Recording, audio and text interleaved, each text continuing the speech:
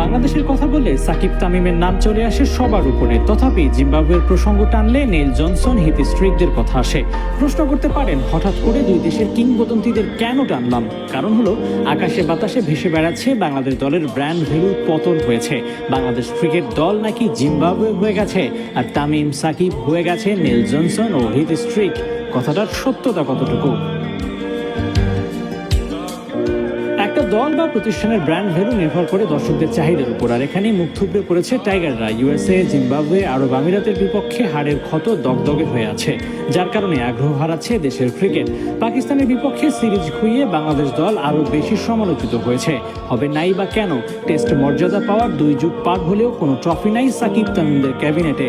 ভালো খেলার মতো ক্রিকেটারও এখন খুব একটা দেখা যায় না। যারাও ছিলেন তাদেরও বিদায় ঘণ্টা বেজে গেছে বেশ আগে, আর এতেই বাংলাদেশের ক্রিকেটের আসল চেহারা বের হয়ে গেছে।